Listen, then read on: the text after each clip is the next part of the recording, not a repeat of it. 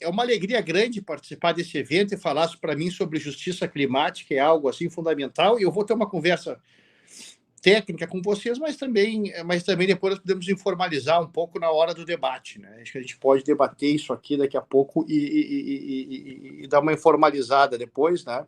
Mas podemos debater essa questão, que é uma questão muito importante, né?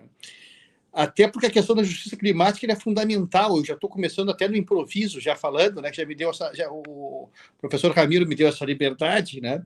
Mas a justiça climática ela se faz fundamental. Veja bem, quem são os mais atingidos pelo aquecimento global? São os mais pobres, as nações mais pobres de todo o mundo. Nós temos 38 nações que podem simplesmente sumir do mapa até o ano de 2100 em virtude do aumento dos oceanos. Tá? Isso não é pouca coisa. E esse povo vai ser o quê? Um povo sem Estado? Um dos elementos da teoria geral do Estado é o território. Vai ser um povo sem território? É um povo que vai ter que governar de fora de seu território? Quem vai pagar as indenizações?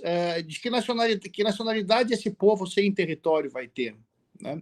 São discussões que já têm sido feitas no direito das nações ilha. Inclusive, o professor Michael Girard, da Universidade de Colômbia, organizou um livro muito interessante sobre o direito das nações ilha.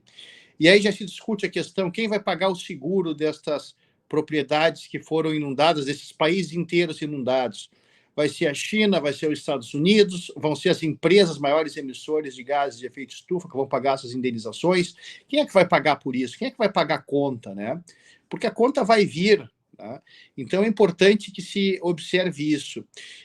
Isso no âmbito internacional. E os países que mais sofrem foram os que menos contribuíram com as emissões. Né? São os países pobres, os que mais sofrem, as pessoas mais sofrem. E dentro dos países pobres e também dos ricos, quem mais sofre são as minorias, que são os pobres, de novo, né? E também negros, pardos, latinos, LGBTs. Todo mundo sabe que, por exemplo, nos Estados Unidos, um terreno, uma casa comprada na Rota dos Furacões é muito mais barata, a gente sabe disso. Né? No Rio de Janeiro, as pessoas sem condições constroem na encosta dos morros as suas residências, ficando extremamente vulneráveis para esses eventos climáticos extremos. Então, digamos assim, o capitalismo gerou o aquecimento global após a Revolução Industrial, especialmente, né, com as maiores emissões desde do período da Revolução Industrial até agora. Mas quem está pagando a conta na prática são os mais pobres, os países e as pessoas mais pobres, e as pessoas mais pobres dos países ricos e dos países pobres. Né? E agora, na Shapiro Lecture, na George Washington, nós estávamos tratando lá das responsabilidades comuns mais diferenciadas, né? Mas hoje, modernamente, no direito internacional e também no direito nacional, nós estamos mais preocupados com as responsabilidades comuns e não com as diferenciadas tanto, porque o corte de emissões de gases de efeito estufa tem que ser feito imediatamente. Por exemplo, o desmatamento da Amazônia tem que acabar já. Né? As queimadas, por exemplo, nós não podemos permitir que para colher cana-de-açúcar se realizem queimadas em pleno ano de 2023. Né? São situações que nós temos que enfrentar de modo forte, né? Uma ação firme, né? E, inclusive, esse princípio das responsabilidades comuns, nós já temos ele, inclusive eu fiz essa advertência hoje na Shapiro Lecture, que esse princípio das responsabilidades comuns, mas diferenciadas, já é uma norma infraconstitucional, ela está prevista no artigo 3º da Lei 12.187, que é a lei da política nacional que criou a política nacional do clima. Né? Então, não há dúvida nenhuma que esse princípio das responsabilidades comuns passam a obrigar os estados, né? Tanto na esfera da União, na esfera dos estados, e também dos municípios. Né? Estive participando também do debate em Portugal recentemente sobre o direito das cidades e as mudanças climáticas. Né? Outra questão que está... E também na Bélgica, falei sobre isso agora em junho. Quer dizer, as cidades, essa ação local é fundamental. Nós temos que pensar globalmente, mas agir de modo local, né? Porque dentro das políticas públicas, do plano diretor, né, de políticas de parcelamento solo urbano, de medidas de precaução e de prevenção, principalmente para as cidades que são construídas na frente do mar ou que têm rios, como a minha Porto Alegre, por exemplo, onde o rio estava praticamente invadindo a cidade há poucos dias, né?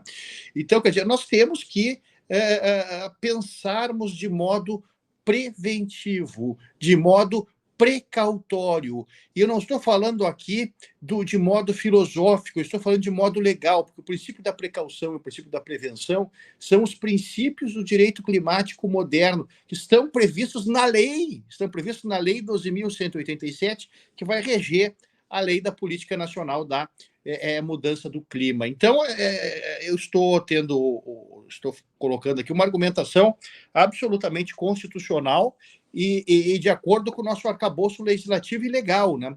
Porque muitas vezes eu vejo discursos bonitos, etc., e hoje, ainda mais em tempos de greenwashing e outras coisas assim, né?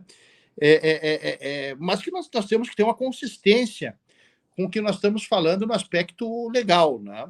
O direito climático não é inventariar ações de todo mundo e dizer que aquilo é direito climático, não. Nós temos que trabalhar com teoria da justiça, filosofia do direito, como se está fazendo nesse seminário, com esse conceito de justiça climática e observar essa questão social, que há uma desigualdade por trás disso. Isso não pode ficar fora do debate, vejam bem, né?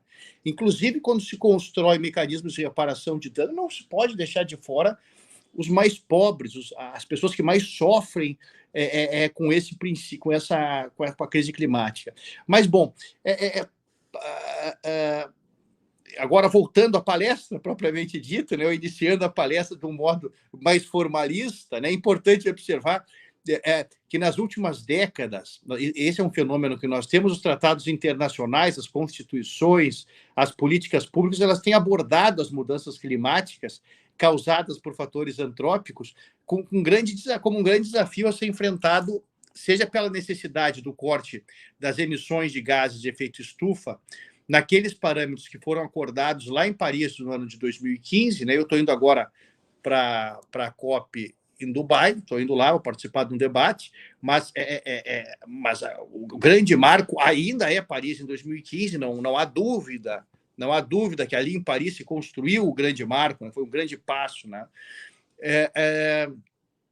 E todo esse arcabouço, seja para a adoção imediata de medidas de adaptação e resiliência com a finalidade de proteger a vida humana, mas também nós temos que pensar nisso, a vida não humana, nós temos que pensar nela.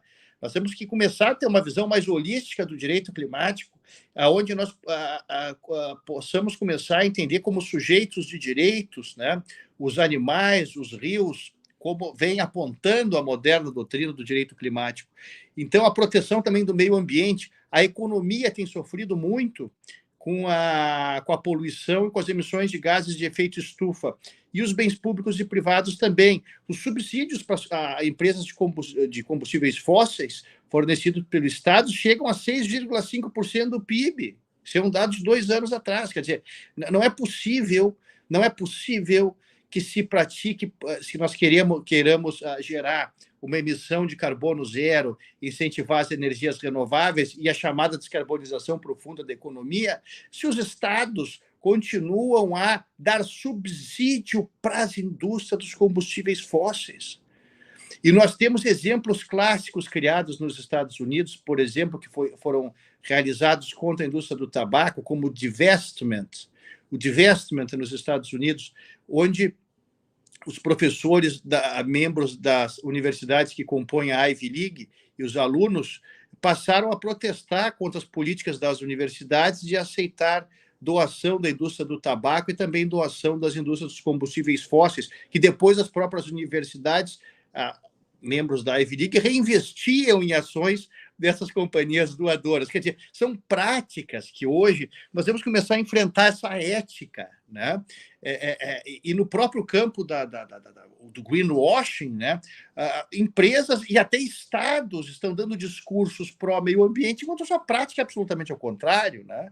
E não vamos longe, em todo mundo, inclusive na área do direito, né?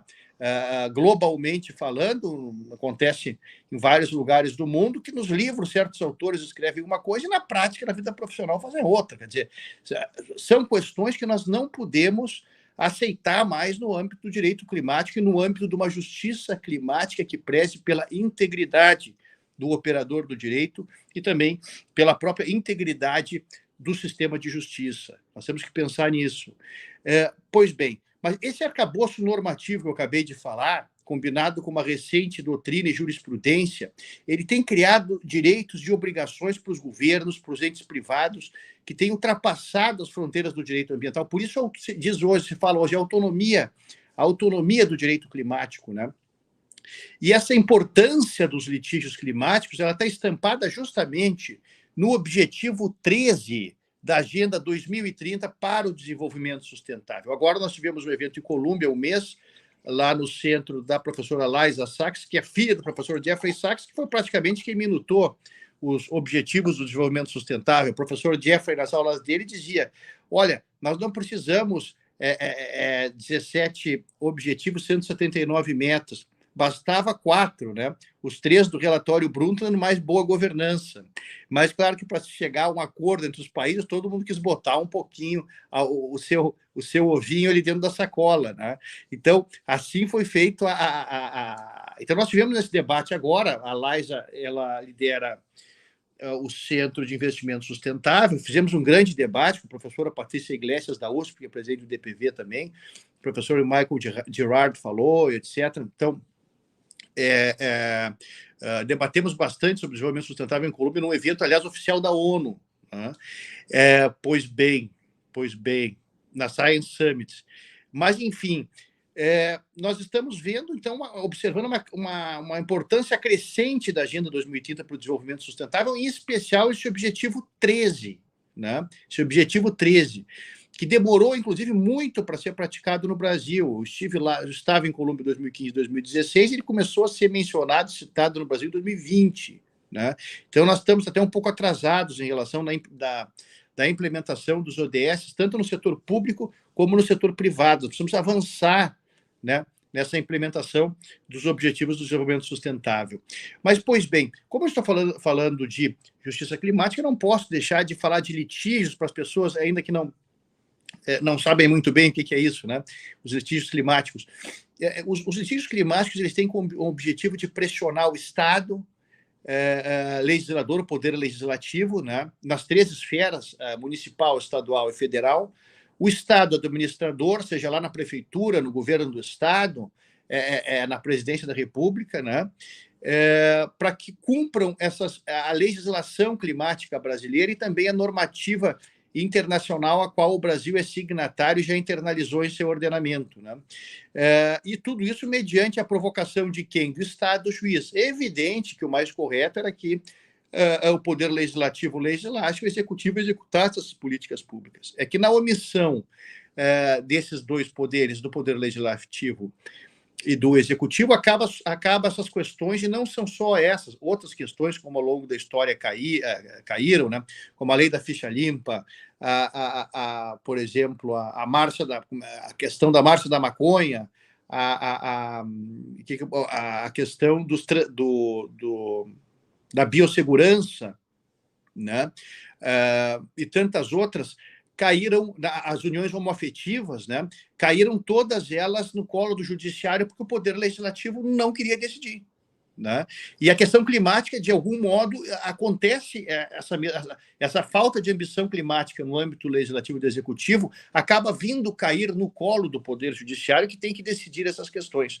Isso aí é uma questão, não é porque é direito climático, é porque é uma matéria polêmica, porque tem defensores do desmatamento, porque tem o agrobusiness, porque tem a indústria da queimada, porque tem a indústria madeireira e porque eles têm força dentro do Congresso. Isso aí gera um debate no âmbito da sociedade. Né? Então, a finalidade dos litígios climáticos é justamente esse, né? Que as ações judiciais provoquem o corte das emissões de gases de efeito estufa e o incentivo à produção das energias renováveis, acompanhados do necessário deferimento das medidas judiciais hábeis a concretizar os princípios da precaução, da prevenção, com a finalidade de evitar essas catástrofes ambientais e de promover um desenvolvimento ecologicamente sustentável. E nós podemos fazer isso também, e eu tenho em todas as minhas falas, eu tenho enfatizado com muita veemência isso, nós temos que começar a desenvolver o princípio da educação ambiental, que vem previsto em legislação desde 1999 e na Constituição desde 88. Né? E é um princípio que a educação ambiental deve começar na pré-escola e seguir até a universidade. Formação constante, né, do cidadão brasileiro. Nós temos que ter essa noção, pelo menos para que as pessoas conheçam os princípios, né, do direito climático, do direito ambiental e que sejam instadas a práticas sustentáveis, né? Nós temos uma política também de esclarecimento, né? O que é certo, o que é errado em matéria ambiental. Tem que ser feito, é lei. Eu não estou aqui inventando a roda, isso aqui está na Constituição Cidadã do Ulisses Guimarães, né? O princípio da educação ambiental. Então, assim, os litígios climáticos, eles passam a ser vitais para suprir essas omissões estatais na esfera administrativa e nas lacunas deixadas pelo legislador, né? Então, há essa crescente demanda, né? E o magistrado, ao decidir o Estado, o juiz, acaba aplicando o chamado princípio da proporcionalidade, né? Porque, ao mesmo tempo, existem outros valores, como a propriedade privada, a livre iniciativa, que tem também proteção constitucional e que deve-se fazer um juízo de ponderação, né, para que o núcleo essencial de todos esses direitos prevaleçam. Mas o norte principal é que se dê preferência ao meio ambiente ecologicamente equilibrado e à proteção no sistema climático estável, né? Essa interpretação que mais se amolda ao Estado socioambiental de direito moderno, né? Então, os operadores do direito brasileiro, do direito internacional, eles precisam ter essas referências doutrinárias, jurisprudenciais, né, que realizem esse estudo de casos específicos e que sejam aptos a enriquecer essa nova prática inserida nesses tempos de amplificação de riscos e de desastres ambientais. Mas isso tem que ser feito com critérios, com técnicas, não basta inventariar ações, né? Até porque muitas ações que dizem que são climáticas, na realidade, não são climáticas, né? E outras ações que não são reputadas como climáticas podem ser consideradas climáticas, inclusive como litígios climáticos indiretos, né, ou impuros. Então, quer dizer, tem que ter muito cuidado com isso. Nós temos que nos preocupar mais com a substância do que com a forma. Né? Isso é muito importante. Então, não adianta se fazer espuma em cima disso. Né? Se nós transformarmos o direito climático brasileiro em mera espuma, nós não vamos resolver os problemas. Né? E eu estava, embora não estivesse com a câmera ligada, eu estava assistindo muito interessante as ponderações aqui do professor Ramiro e dos demais professores no debate anterior, porque estavam debatendo o eixo, a base da discussão. Estavam falando ali, me parece que era sobre crédito de carbono, mas discutindo a essência. Ninguém estava ali, por exemplo, como se dizia antigamente, né, dourando a pílula, né? Estava se enfrentando uma questão, mas para isso, evidente, tem que ter conteúdo, pesquisa, etc., que sobrava ali nos professores do módulo anterior, do painel anterior. Mas, então, à disposição dos operadores do direito, então, nós precisamos ter elementos legislativos, temos que ter jurisprudência e doutrinas suficientes para boas fundamentações, né? E observar que o direito às mudanças climáticas ele é multidisciplinar, né? E ele precisa também, de algum modo, ter uma linguagem acessível ao cidadão comum que é afetado pelos eventos climáticos extremos, né? E tem que ser um direito acessível para atores processuais, legisladores e administradores. Eu quero dizer que eu sou juiz há 23 anos, eu tive competência ambiental pelo menos uns 15 anos da vida em varas gerais, né, ambientais, mas no concurso que eu fiz eram duas questões de direito ambiental. Em direito climático, na época, nem se falava, né? E daí, na formação do juiz, muitas vezes vai se discutir direito civil, enfiteuse, direito de família, outras coisas que não são tão importantes hoje quanto a emergência climática, né? Então, inclusive, não se tem as cadeiras de direito ambiental englobam o direito climático, deveriam ser cadeiras independentes, né? Então tem todas essas questões aí que estão surgindo que nós vamos ter que começar a pensar, a desenvolver isso, né?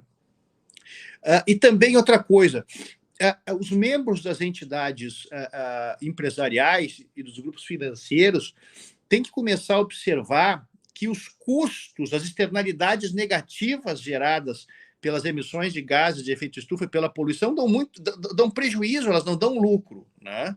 A soma final é prejuízo, né? Seja em custos para a saúde, né? Seja em custos para a saúde dos próprios funcionários das empresas ou para o servidor público, né?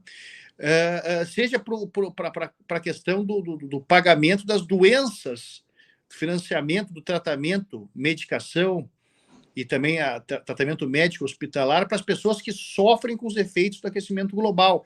Ontem, lendo uma reportagem da New York Times e outra da New York Review of Books, ali pelo menos umas 5 ou 6 sobre essas, né? E está havendo, inclusive, hoje um problema de ansiedades coletivas gerada pelo aquecimento global, que está sendo tratada já como questão de saúde pública nos Estados Unidos. Então, quer dizer, nós temos que começar a pensar com essa outra, olhar isso com outras lentes, né? E combater as causas e os efeitos do aquecimento global.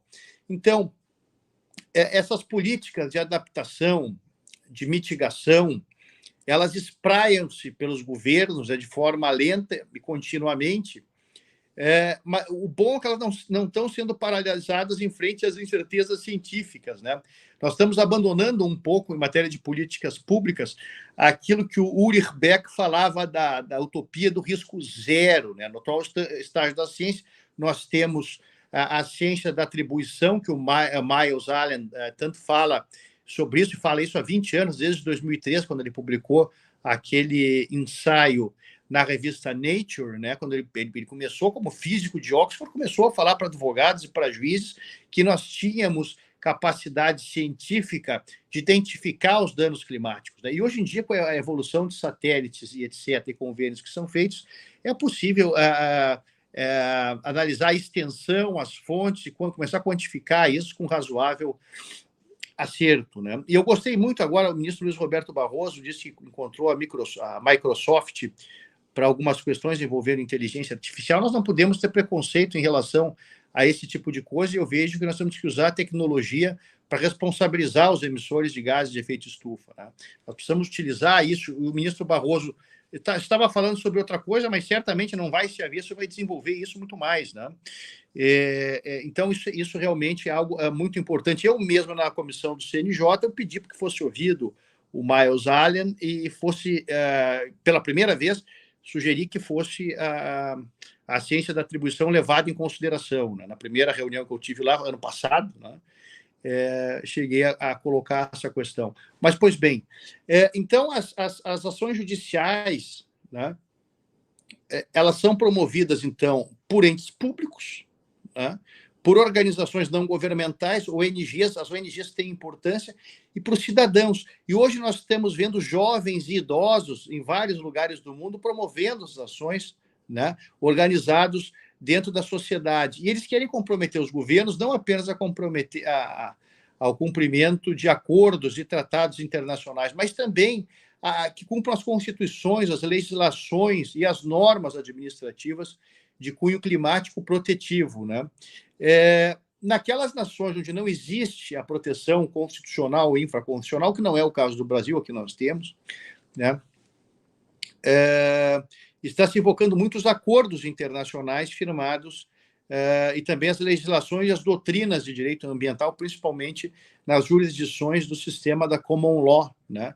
Onde as doutrinas da Common Law, como a Public Trust Doctrine, que é responsabilidade pelos recursos naturais, né, tem sido muito utilizada como fundamento nas ações, nos litígios climáticos, nessas nações como Estados Unidos, como Inglaterra, como na Austrália e em vários outros países.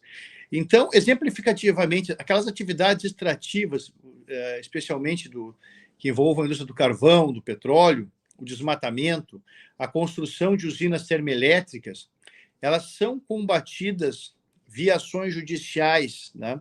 E os governos também são demandados em virtude de omissões de ações inconstitucionais, mas também aquelas que violam convenções, né? As chamadas ações inconvencionais ou ilegais.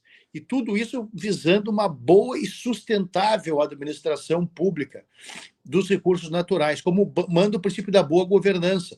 Esse, aliás, segundo Jeffrey Sachs, é o quarto pilar do desenvolvimento sustentável. O professor Jeffrey Sachs fala num quarto pilar do desenvolvimento sustentável, não apenas um 3 do relatório Brundtland, lá de 1987.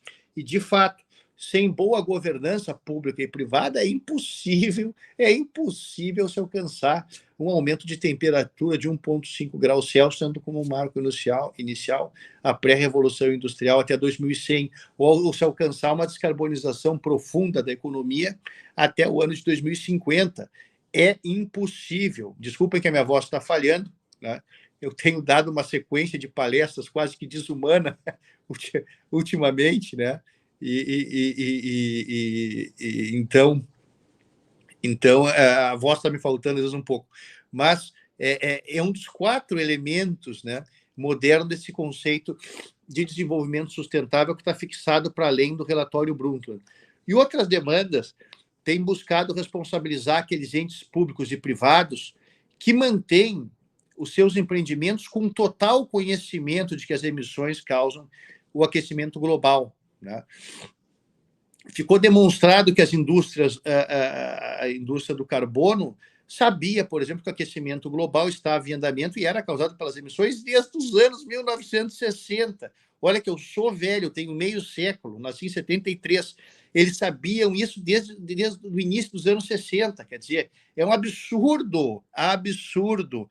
E claro, estão sendo demandados por isso e, evidentemente, né, é impossível negar o inegável.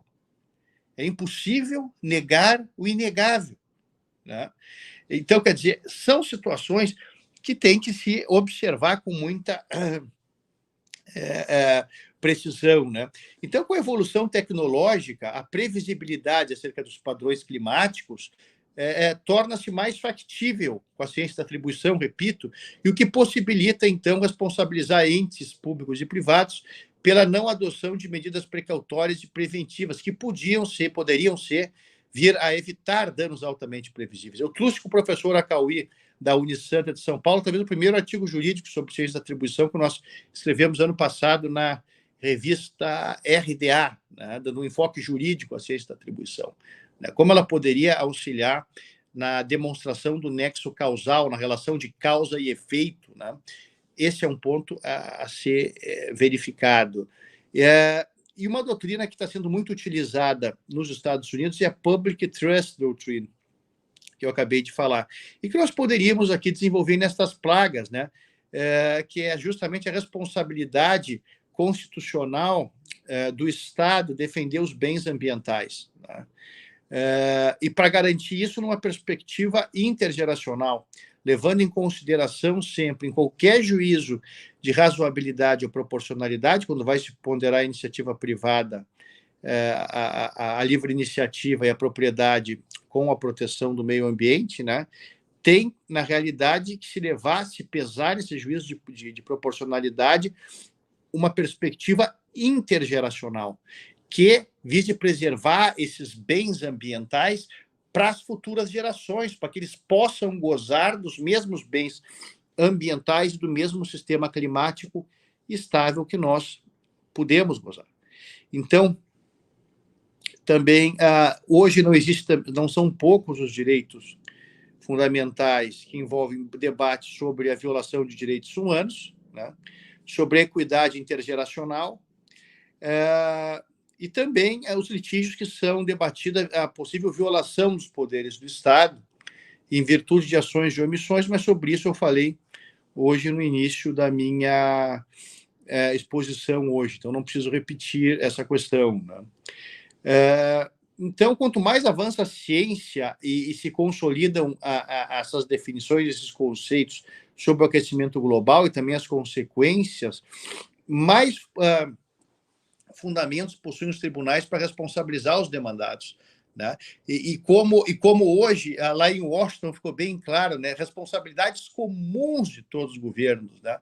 E era um argumento que não se utilizava, era um princípio que se utilizava justamente os países em desenvolvimento para não precisarem colaborar na mesma extensão que os países ricos. Mas hoje está se utilizando, e nós temos o caso Neubauer na Alemanha e o caso Urgenda na Holanda, que demonstram que esse princípio foi citado justamente para obrigar o próprio Estado alemão e o Estado holandês a serem mais ambiciosos nas suas metas de corte das emissões de gases de efeito estufa, com base no princípio das responsabilidades comuns mais diferenciadas, né, do julgamento não de uma corte internacional, mas de tribunais locais. Né? Então, quer dizer, aí nós podemos ver que nós estamos em outro patamar. E também é inadmissível que os réus nessas demandas ajam de modo negacionista, né? Como às vezes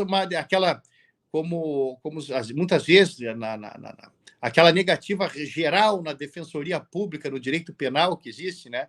Se nomeia o defensor público para se evitar a nulidade do processo, se faz uma negativa geral. Né? Então, eles não podem os réus dos litígios climáticos fazerem essa negativa geral, isso é antiético. Eles dizem, olha, o aquecimento global não existe. E outra coisa, esse aquecimento global não está causando prejuízos. Né? Então, na realidade, são argumentos negacionistas no processo que são antiéticos, né? E podem, inclusive, ensejar até um julgamento, decisões de litigância de má-fé, porque é um absurdo, né? Você fazer uma alegação contra uma verdade já estabelecida pela ciência. Então, não basta mais para o réu, nas suas demandas, negar a ciência em ato processual obscurantista, né? Isso aí é ato que não pode existir. Então, é importante que exista essa amplificação, né, na proteção do clima, essas ações precautórias, preventivas, né? E se observa também uma amplitude geográfica nesse tipo de demanda. Antigamente eram muito poucas as ações que eram ajuizadas no sul, no sul global, que se chama, né? Hoje elas aumentaram muito. No Brasil nós temos mais de 60 ações ajuizadas já de litígios climáticos. Eu não passei os olhos ainda para ver se são realmente litígios climáticos ou não, porque eu vi umas que dizem que são e não são, né? Outras que não são e são, né? Mas, enfim, está havendo um aumento, um despertar da cidadania, para esse tipo de ações, né? E uma ação que poderia ser mais desenvolvida é a ação popular climática, né? Ou seja, para que o cidadão possa defender o sistema climático estável ou possa obrigar os estados e os municípios a adotarem medidas de precaução e prevenção. E para isso basta o título de eleitor, né? Uma demanda que nós não temos a cultura, não estamos. Inclusive, eu fiz um levantamento no TRF da 4ª Região e mais de 90% das ações ambientais eram ações civis públicas, né? E não ações populares. Quer dizer que está faltando um pouco de esclarecimento no nome da sociedade, que o cidadão pode ajuizar uma ação popular para defender o meio ambiente, né? Isso está faltando um pouco demais desse esclarecimento, né? Mas, pois bem, como eu estou vendo que eu já falei demais, eu ia só fazer uma breve explanação aqui. Se eu for continuar falando, eu vou até às 5 horas. E para abrir um pouco para o debate, eu estou falando há mais de 40 minutos, né? Eu poderia falar, eu tinha mais coisas para ponderar aqui, né? Eu ia falar um pouquinho sobre outras questões aqui, mas, enfim, eu fico à disposição aqui para o debate. Agora, apenas enfatizando uma questão que eu acho muito importante. Nós temos uma ação que foi julgada muito importante pelo Supremo Tribunal Federal, que é a ação do Fundo Clima. Essa ação foi uma ação espetacular, né, que fez com que o governo passasse a cumprir a legislação do Fundo Clima e implementar as políticas inerentes, né, ao Fundo Clima na DPF 708, né? Uma ação que foi ajuizada pelo PT, PSOL, PSB, né? E justamente em função do Fundo Clima ficar paralisado entre os anos de 2019 e 2020, né? Foi uma situação de retrocesso e de desproteção ambiental, foi relatado pelo ministro Barroso, inclusive o ministro Fachin, por boa vontade dele, citou a minha doutrina do professor Ingo nessa decisão, no voto dele, né? Por muito boa vontade dele, até nem precisaria, na função que está tão bem fundamentado o voto dele, não precisava nem doutrina, mas, enfim, e o principal ponto, talvez, dessa decisão, e aí é uma inovação, né, que nós temos, né, o STF, então, nessa decisão, e aí é uma inovação, isso eu preciso citar antes de encerrar, que ao interpretar o artigo 5º, parágrafo 2º da Constituição, né, ele consolidou o entendimento, isso aí foi naquele recurso extraordinário 466-343, ele consolidou o entendimento de que os tratados internacionais de direitos humanos ratificados pelo Brasil, como, por exemplo, a Convenção Americana de Direitos Humanos, de 1969, o Protocolo de São Salvador, de 88, e os tratados do Sistema Global da ONU, são dotados de status normativo supralegal.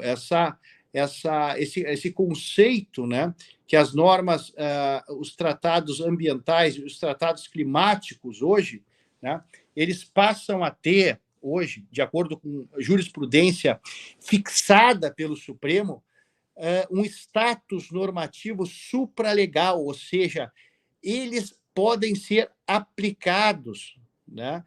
Eles podem fazer a diferença numa decisão judicial, né?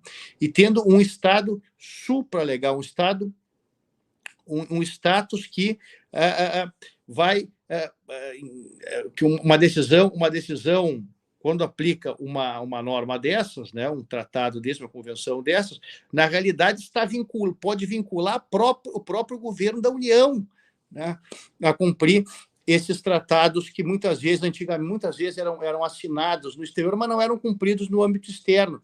E agora, depois dessa decisão do Supremo, vão ter que ser cumpridos, porque eles têm um status normativo supralegal. Aí a grande decisão, um grande voto do ministro Barroso, um brilhante voto do ministro Edson Fachin, eu recomendo uma aula de direito, né? Vale a pena a leitura desses dois votos, né? E o Supremo Tribunal Federal, que muitas vezes é tão criticado, né? Ele é tão criticado muitas vezes, mas ele tem, ao longo da história, eu sou um defensor do Supremo, porque o Supremo tem tomado decisões realmente muito importantes, né? Nesses aspectos em que o poder legislativo e o poder executivo ficam muito receosos, né, para tomarem as decisões, justamente para não desagradarem os eleitores, né, os políticos, né? Os políticos, para não desagradar os eleitores, evitam de tomar certas decisões, e o Supremo, inclusive, afirma numa decisão, primeiro grande caso climático brasileiro, que esses tratados internacionais de direitos humanos têm um status normativo supralegal. Isso é algo realmente muito importante. E o Acordo de Paris tem essa característica. De fato, não sei se o senhor acabou, mas, de fato, essa decisão da DPF 781, eu, inclusive, coloquei nos comentários do YouTube o link para a notícia no portal do STF, e ela foi uma mudança de paradigma, mudou as águas agora ela colocou o Brasil no cenário da litigância climática global, de fato, como o professor mencionou, é uma aula de direito, não é? E uma decisão que nos torna bastante otimistas, não é? Aliás, e ela também gerou essa pressão do judiciário sobre o governo na atuação climática, muito bem-vinda, e é interessante que isso não é novo. A gente vê, na realidade, esse movimento, os governos frequentemente demoram a se mexer na área ambiental e na área climática, não é? Isso é algo que é relativamente antigo, já nos Estados Unidos, eu não me lembro agora o nome daquele que foi candidato pelo Partido Verde, Ralph Nader foi um grande jurista americano que justamente usava class actions para fazer demandas do poder público, não é? E isso isso mudou assim o cenário da governança do capitalismo americano. E em 2007 a EPA foi obrigada pela Suprema Corte a criar a usar na regulação sobre poluentes atmosféricos, inserir lá o CO2 e outros gases de efeito estufa como poluentes atmosféricos, e a partir daí que os Estados Unidos começou a incluir o preço de carbono, não é, nos seus estudos de impacto e nas suas análises de custo-benefício. Desde então, nós ainda não fazemos isso, na realidade, no Brasil. Nós possivelmente vamos começar agora, porque o judiciário tem tratado disso, né? O judiciário tem ações onde se discute preço de carbono no judiciário, antes mesmo de o PL 412 ganhar motor próprio, o judiciário já falava sobre isso, não é isso. No CNJ agora se discute que dá uma orientação sobre isso, não é? Então, só o meu ponto de fato, acho que possivelmente a maior parte da população talvez não perceba a importância que tem essa atuação do judiciário nesse aspecto, tanto na área ambiental em geral, como agora especificamente na área climática, como isso acaba sendo frequentemente a diferença, o empurrãozinho que o governo... Não um empurrãozinho, né? Porque na lide ali dentro, o judiciário ele vincula as partes, mas também dá um empurrãozinho. Não? Agora o governo é obrigado... É um nudge. Não, agora o governo é obrigado a, de fato, fazer um estudo a esse respeito. E é por isso também que... eu não sei se alguém quer fazer alguma pergunta nos comentários, não fica aberto aqui, mas eu tenho 3 perguntas espinhosas para o professor. Tá? Então, a primeira é justamente sobre o papel do STF. Se não for espinhosa, não tem graça, daí eu não gosto de responder. Exato, nem saímos de casa. Né? Mas que é um problema que nós vemos no mundo todo, não é? Sempre, há muito já existe a discussão sobre a relação entre o judiciário e os demais poderes, né? Os poderes políticos, propriamente, os poderes eleitos. Tá? Isso, e principalmente dentro da doutrina da Judicial Review, do controle de constitucionalidade, tá? E isso recentemente voltou a ganhar maior repercussão, não é, entre diversos, em vários estados, não é, e principalmente países ocidentais, e principalmente lugares onde se discute problemas de recessão democrática. Isso ganhou atração nos Estados Unidos, não é, discussões sobre a Suprema Corte. A Suprema Corte, inclusive, voltou atrás em decisões históricas. Agora ela anulou Roe versus Wade, voltou a permitir o aborto nos Estados, permitir a criminalização do aborto nos Estados Unidos, no precedente Dobson. Além disso, a gente tem hoje a guerra em Israel, mas antes disso, não, Israel quase, as pessoas falavam, há quem diga que não estiveram à beira de uma guerra civil, mas houve um conflito muito grande, radical ali, por uma questão de princípios constitucionais, quando o governo, apoiado pelo parlamento, Israel parlamentarista, buscou limitar o poder do judiciário, principalmente da Suprema Corte, né, apresentou vários projetos de leis polêmicos, né, alguns deles, inclusive, já foram bem sucedidos, tá? E agora, no Brasil, nós vimos isso acontecendo desde o final, ao longo dos últimos 4 anos, mas no final do ano passado isso foi pior ainda, não é? A pressão sobre os juízes, não é? Ministros do Supremo Tribunal Federal individuais, não é? Alguns deles foram perseguidos em redes sociais, mas mesmo na rua, isso gerou, isso é algo que nunca tinha, não me recordo de nenhum precedente na história da República, não é, de uma situação assim, de o Supremo sofrer pressão direta, sabe, ameaças, não é, cotidianamente, sabe, e ter que adotar uma postura corajosa, na realidade, de enfrentar o poder político. E, além disso, isso, claro, frequentemente eram conflitos diretamente com alguns dos mandatários, tá? Mas também em algumas situações que tinham ali questões de interpretação jurídica, questões doutrinárias, como o julgamento sobre desculpa, agora até me recordei, o orçamento secreto, várias delas que geraram um conflito direto entre Congresso e o Supremo Tribunal Federal. E recentemente houve um evento em Paris, onde o ministro Gilmar Mendes e o presidente do Senado tiveram uma discussão face a face. Não é? Ficou claro, embora os dois sejam muito elegantes e educados, né, mas ficou claro que hoje nós temos uma espécie de conflito doutrinário, ideológico, talvez, entre o Congresso e o STF. Eu queria saber se o senhor quiser comentar sobre isso, principalmente sobre a importância disso para o direito ambiental, para a litigância climática, sabe? Porque hoje o STF é visto claramente como não só o garantidor da Constituição, mas também o garantidor de alguns princípios de direito ambiental contra alguns órgãos políticos que estão cooptados, não é, por grupos de interesse. Então, a primeira pergunta é essa, sobre o papel do STF agora. Posso responder essa posição? Eu esqueço e não...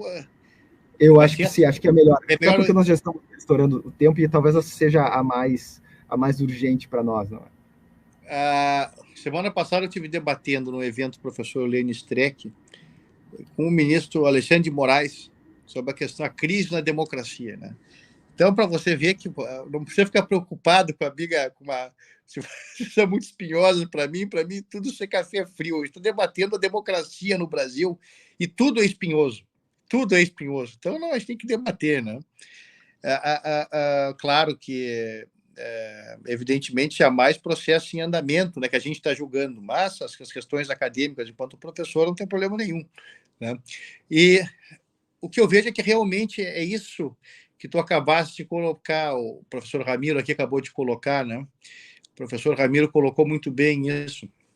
O STF está assumindo um protagonismo, né, em função da omissão do poder legislativo e está sendo garantidor de princípios constitucionais ambientais. Isso de modo muito claro. Por exemplo, a imprescritibilidade das ações de indenização ambiental. Isso foi tão importante a decisão do STF agora, faz 2 meses, né?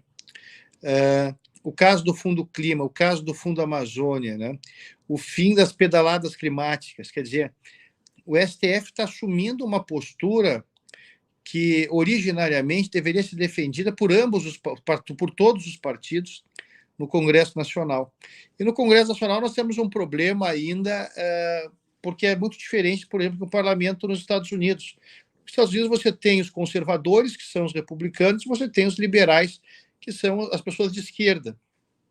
E dentro do Partido Democrata você tem, que são chamados de liberais, você tem desde o Bernie Sanders, do mesmo partido, até o Bill Clinton, né? Aqui no Brasil está faltando uma reforma política para que os partidos, para que se diminua o número de partidos e os partidos assumam um programa que possa vir a ser votado pelo cidadão, isso fique claro. Isso vai auxiliar nas deliberações do Congresso.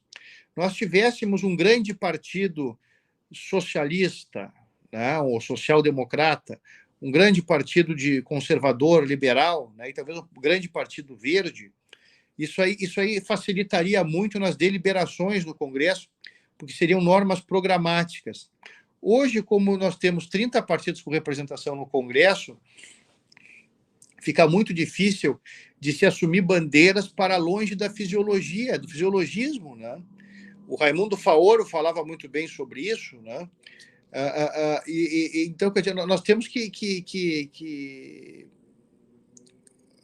essa visão utilitária da política nós temos que afastar. Essa visão utilitária da política nós temos que afastar ela, né? Temos que afastar ela, né? Então nós não podemos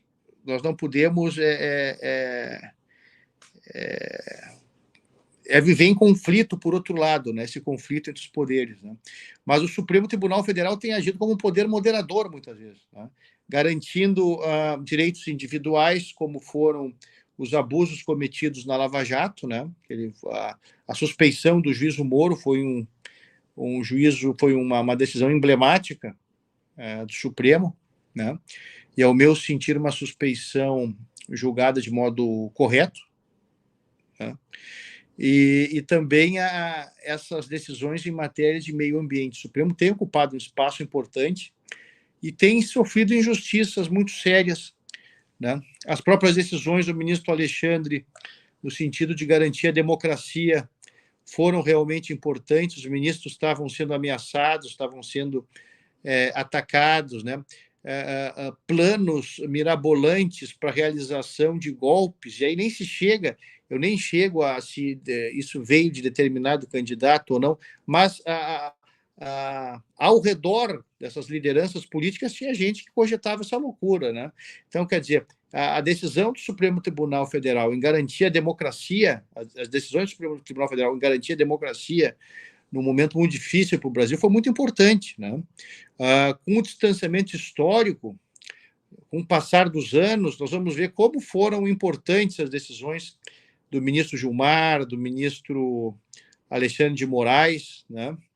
Nessas questões climáticas, aí as decisões do ministro Barroso, do ministro Fachin, como essas decisões foram importantes, né? Mas nós vamos analisar isso daqui a alguns anos. Isso aí vai ficar muito claro daqui a alguns anos, inclusive para a sociedade, né? Então é essa visão que eu tenho, assim, de modo bem independente, assim, em função do que eu penso, né, sobre a democracia no Brasil e como ela tem sobrevivido. Muito obrigado, excelente resposta, de fato, e estou de acordo em gênero, número e grau sobre o papel, o protagonismo que o STF assumiu. E, no entanto, uma coisa que talvez o único adendo, o PS que eu colocaria cara, é um pouco assustador pensar, imaginando a nossa democracia pelos próximos 100 anos. A nossa, como a professora Ana lembrou hoje, a nossa Constituição tem 35 anos só, sabe? Então você pensa, se nós quisermos que a nossa democracia dure mais 100 anos, e aqui nesse evento nós tratamos, quando a gente fala sobre mudanças climáticas, o nosso escopo em torno até 2100, pelo menos, sabe? É difícil pensar, nós não podemos ficar dependendo da coragem, dos brios dos ministros, não é? Nesse caso, porém, é interessante ver como o STF agiu de forma conjunta, houve um certo consenso ali, e como o judiciário, em geral, não é? Houve um apoio, não só o judiciário, mas de boa parte da sociedade, a Carta da Democracia, a diversos juristas, isso foi bonito de ver, mas também foi hoje, acho que daqui a alguns anos nós vamos aprender a apreciar isso, porque nós vamos saber melhor sobre os riscos que nossas instituições correram. Mas eu queria, falando sobre esse escopo longo, a segunda pergunta espinhosa é sobre o problema da justiça intergeracional, sobre como a gente avalia os direitos das gerações futuras. E isso, as gerações futuras estão presentes na nossa Constituição Federal, tá? Mas, no fundo, quando nós olhamos, é raro elas aparecerem, não é, em documentos jurídicos. Hoje, na iniciativa Vanuatu, aquela consulta à Corte Internacional de Justiça, elas também são mencionadas, uma consulta sobre a responsabilidade dos países emissores, tá? Mas, filosoficamente, frequentemente é difícil de lidar aqui, porque dentro da nossa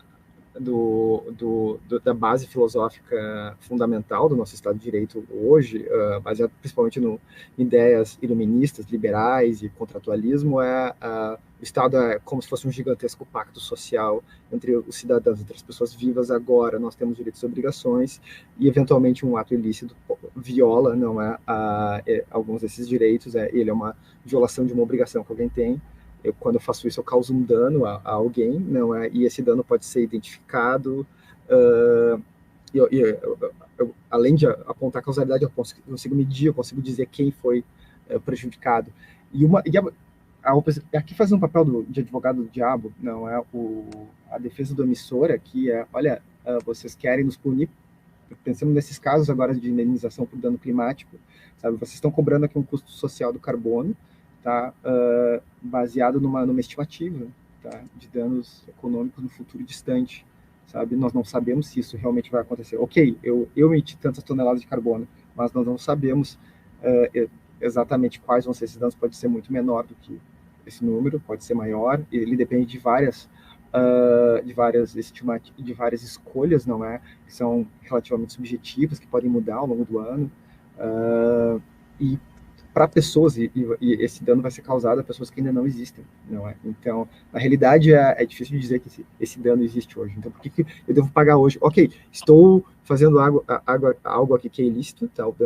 A conduta não é especificada como dano ambiental, e ela vai gerar efeitos no futuro. Mas esses efeitos agora, não é, segundo esse advogado do diabo, não deveriam ser considerados como dano. Eu sou contra isso, eu acho que existem alguns argumentos contra isso, mas talvez o senhor gostaria de se pronunciar um pouco sobre isso, sobre esse problema do status jurídico e até filosófico das gerações futuras no nosso direito, porque elas não votam, né?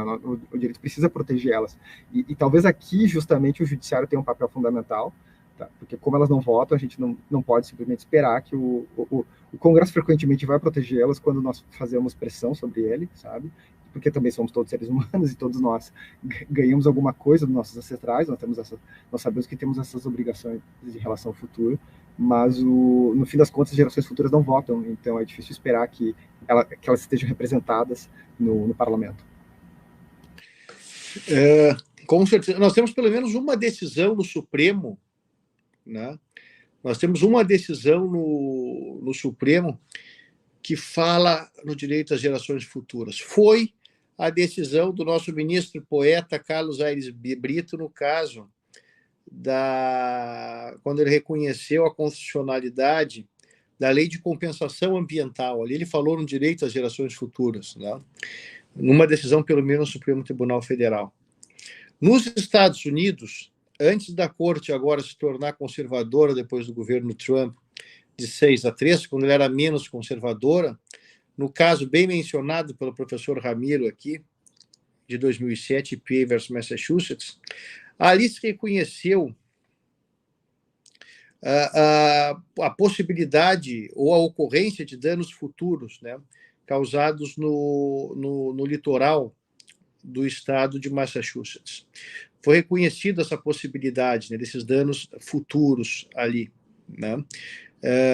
Um voto muito importante, já estava muito velho, e inclusive foi um Justice que trabalhou até os 94 anos, o Justice Stevens, né?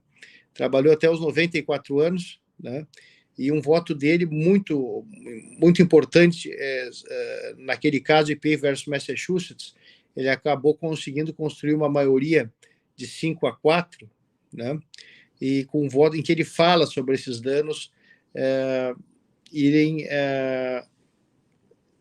de danos futuros, falou em gerações futuras também, né? Então, aí esse é um pensamento, né? Agora nós temos que pensar também futuramente, o direito caminha por uma análise cada vez mais ecocêntrica, né? Uma análise do mundo cada vez mais como, diria o Lovelock, como uma grande Gaia, né? Como um grande ser vivo. Então, nós temos que pensar que no futuro do planeta como uma coisa só, nessa geração futura, e não com uma visão tão antropocêntrica, né? Que se em 1988 ela nos servia, hoje ela já começa a ficar um pouco superada. E nós temos alguns julgamentos, por exemplo, envolvendo aqui o direito dos animais, que já começa a mostrar essa tendência de uma certa independência nossa em relação ao antropocentrismo, né? Como no caso do julgamento da vaquejada, da farra do boi, da rinha de galo, né? Aonde fica difícil fundamentar determinadas decisões com base exclusivamente no princípio da dignidade da pessoa humana. E aí sim, o professor Ramiro tem toda a razão, nós vamos ter que, no aspecto da criação jurisprudencial, principalmente o Supremo, vai ter que começar a enfrentar se aprofundar na declaração desse direito das gerações futuras, né? Porque a Constituição ela permite essa interpretação de garantia de direito para as gerações que estão por vir, né? Permite tranquilamente. E o ministro Aires, naquele voto, que reconheceu a constitucionalidade da lei de compensação ambiental, já fala sobre isso, já faz esse voto aí, olha, pelo menos uns 12 anos, né? 15 anos. Então, isso vai ter que ser desenvolvido, né? E é um desafio realmente em face da nossa Constituição de 88. E aí, como bem observou o professor Ramiro, nós estamos filiados ao antropocentrismo alargado, que talvez não se amolde bem, né, a uma visão mais holística que nós temos que ter do direito, né, e um diálogo maior com essas visões biocêntricas ou ecocêntricas. Perfeito. Professor, olha, se o senhor tiver mais alguma coisa a acrescentar, o senhor tinha mencionado que tinha, fica à vontade. Eu tenho mais algumas perguntas, mas eu acho que vou deixar elas para uma outra ocasião, porque já são 5 horas, não é? Então, preciso também levar em conta o pessoal aqui da Unifesp, que também precisa sair e fechar as coisas. Mas eu lhe agradeço muito, eu agradeço também as pessoas que nos assistiram, né, que vão nos assistir também no futuro, as gerações futuras, inclusive. Obrigado pela presença aqui, não é por ter, tipo, ainda mais depois de não é ter palestrado tanto antes, não é, é uma das grandes vantagens também do mundo atual, e às vezes também é cansativo. Eu queria, então, agradeço em meu nome, em nome de todo o nosso grupo, do professor Alexei, que não pôde estar aqui porque ele foi a um evento no Museu da Manhã, tá, ao qual ele havia sido convidado. Tá? Eu anotei aqui várias referências, inclusive, da sua fala, e só um ponto ela me lembrou, alguns meses atrás eu recebi uma mensagem isso pode interessar também o pessoal do YouTube, do Earth Law Center for Governance, uma coisa assim, e o foco deles é justamente tentar encontrar referências sobre direitos que não sejam focados em pessoas físicas individuais, tentar encontrar diversas bases, não é, de direito comparado e diferentes. Eles estão criando uma espécie de grande base de dados sobre depoimentos e documentos que tenham a ver com alternativas a isso. O exemplo paradigmático são reconhecimentos de direito de objetos naturais, de rios, o direito de florestas em si. Não, ali entra também o direito de gerações futuras e justamente essa ideia de que nós precisamos começar a tratar talvez a Terra, o ecossistema, que para mim, talvez a minha mente ocidental contratualista, liberal, iluminista, ainda é difícil de lidar, mas eu consigo ver as vantagens, como isso torna mais fácil. O grande argumento para um amigo meu, esses tempos, há alguns anos, me convenceu sobre essa questão de direitos dos animais, né? Se a pessoa jurídica, ela é uma ficção, né? A pessoa jurídica é uma ficção, ela tem direitos e obrigações na vida civil e também pode estar em juízo, pode demandar, pode ser demandada. Um animal que é um ser vivo, um ser senciente, né? Ou então um rio, né? Onde a vida flui dele, né? Isso. Por que esses também não podem ter uma representação jurídica própria? É um argumento de justiça ecológica que me parece irrebatível. No momento que eu concedo a uma multinacional ou uma microempresa a personalidade jurídica para estar em juízo, e pode estar em juízo, pode demandar e pode ser demandado, por que o animal não pode demandar em defesa dos seus direitos se ele é um ser senciente que sofre, tem dor, tem afeto, tem afeição, é vivo, né? Então, esse é um argumento que deve ser refletido. Nós devemos, na dúvida, devemos refletir sobre ele, né? Sim, sim. Não, plenamente de acordo. Esse argumento também é o que me move, não é? E de fato resolve alguns problemas que nós temos, né? Quando se fala sobre como o direito lida com a ética animal, a melhor solução é essa. Há um artigo, foi publicado um artigo na New York Review of Books maravilhoso, da grande professora Martha Nussbaum, sobre os absurdos, sobre os direitos das baleias, sobre os absurdos cometidos contra as baleias. Está um artigo brilhante publicado na New York Review of Books dessa semana, que eu recomendo para quem gosta de direitos dos animais. Vou olhar... E, aliás, ela lançou uma nova obra agora há um mês. Sim. Estava em Nova York sobre direitos dos animais, uma nova obra da Martha Nussbaum lançada agora. Sim. Sobre a proteção individual e coletiva dos direitos dos animais. Sim, sim. Eu fiquei sabendo, de fato mudou, porque era a Nussbaum é uma grande filósofa, não é? Ela estudou com Rawls, então na tradição dos liberals ela é bastante conhecida, e de fato foi um divisor de águas aqui. Ela reconhece no livro, não é, a importância das discussões dela com a filha dela, não é, para escrever essa obra. Eu ainda não li também, eu só li uma resenha, mas e alguns comentários a respeito. De fato, muito bem lembrado, ainda está na minha pilha da culpa, professor. Tá. Então, acho que podemos sair. Muito obrigado, professor Gabriel. Muito obrigado, uma honra para mim. Grande abraço, Obrigado. professor Ramiro e amigos da Unifesp. Certo. Tchau, tchau.